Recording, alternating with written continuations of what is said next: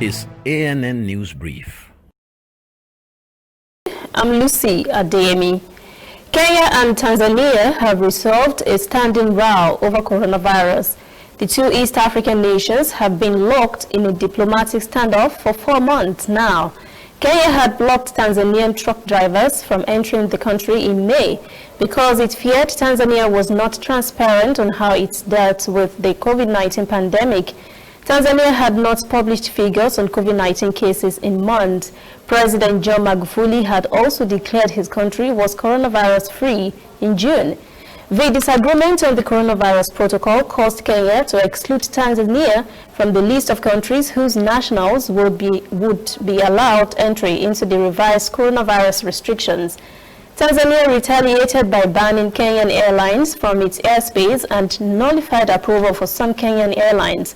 The country maintained it will not lift the ban unless air travelers from Tanzania are accorded the same treatment as those on the list. Well, the tension seems to be cooling off now. Kenya has included Tanzania on the list of countries whose travelers are exempted from mandatory quarantine upon arrival. Kenya has recorded more than 36,000 COVID-19 cases and at least 600 fatalities.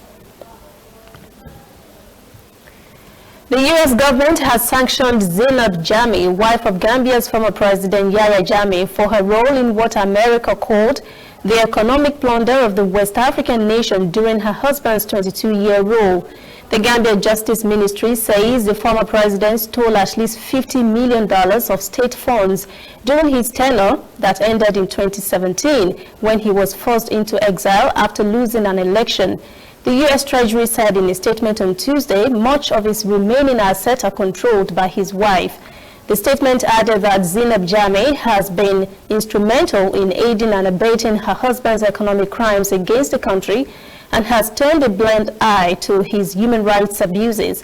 The U.S. Treasury says the former First Lady is in charge of most of Jammeh's assets around the world, including a $3.5 million mansion in the eastern U.S. state of Maryland, acquired through a trust set up by Yahya. She also ran a charity that news agency Reuters revealed was used to send millions of dollars to Jammeh instead of to charitable projects. We'll be right back. We are on the road every day, canvassing throughout Africa for news you really need. We follow this story everywhere, from every corner of Nigeria to the wide African expanse. We bring you what's making headlines. We connect you with news you can use. ANN, African News Network, in a truly African spirit.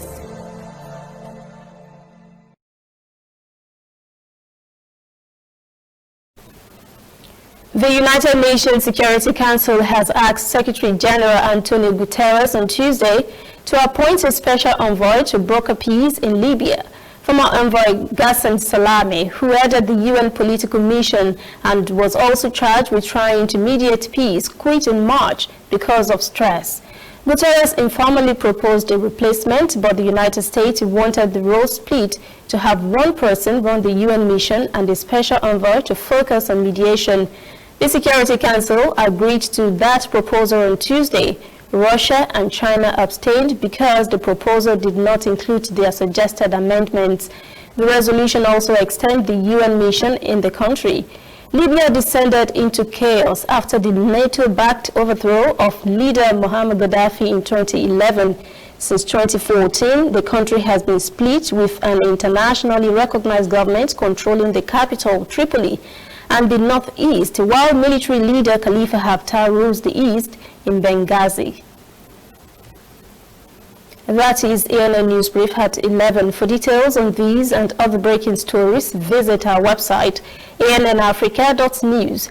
Conversation continues on our social media platforms, Twitter, Instagram, and Facebook at ANN Africa TV. I'm Lucy Adeyemi.